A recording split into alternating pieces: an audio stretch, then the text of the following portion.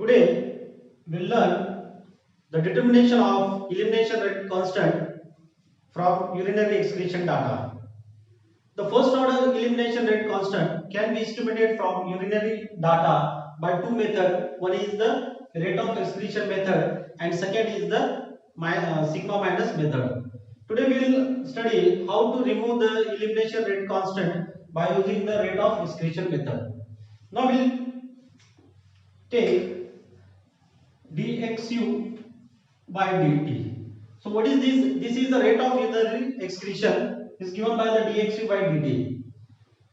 So the rate of urinary drug excretion is directly proportional to the amount of drug present in the body. So it is equal to Kex. Now here K is the first order excretion rate constant, whereas the X is the amount of drug present in the body. Now next, according to the first order disposition kinetics, so it is written as x is equal to x0 e raised to e power to k e t.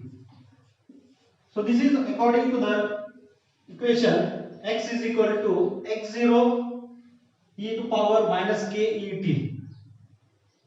Now next dx, so now we'll put this x value in this dxu divided by dt is equal to the value of x we'll put here ke x0 e raised to power ke t, equation 3. Now in this case where x0 is the dose administered IV bolus, so taking the log on the both the side, we'll get log of dxu by dt is equal to log of ke x0 minus ket divided by 2.303. This is the equation. Now here by taking the graph, from the graph we can calculate now elimination rate constant. So in the y-axis we will take the log of dxu by dt versus time. Now we will get the straight line, the slope of this line will be minus ke divided by 2.303. This point will be the minus k 2.303, and we'll find out now, and the intercept will be the log k x0. So here we are finding the elimination rate constant.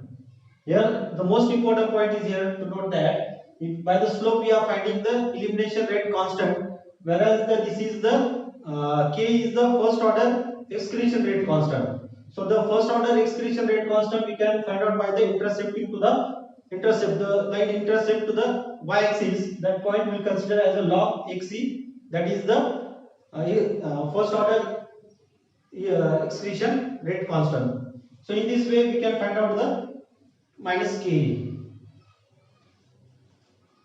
So now here we'll see what are the advantage of this rate of excretion method. So most important advantage is here is there. So the drug which having a long half life, such type of the drug excretion rate of excretion we can find out. Secondly, here the urine may be collected for only 3 to 4 half lives. No need to go for the number of half lives. We can collect for only the 3 to 4 half lives. Secondly, no need to collect all the urine samples. Only 3 to 4 half life is sufficient for getting this. Next advantage of this is the collection of any two consecutive samples is sufficient to get the point. By drawing the straight line we can find out the minus KE, elimination rate constant. Now here the disadvantage of this rate of excretion method is that here the fluctuation is observed in the rate of drug elimination. The main is the fluctuation. Main disadvantage is about this is the fluctuation is observed. Secondly, the scattered data is obtained, and it is very difficult to further analysis.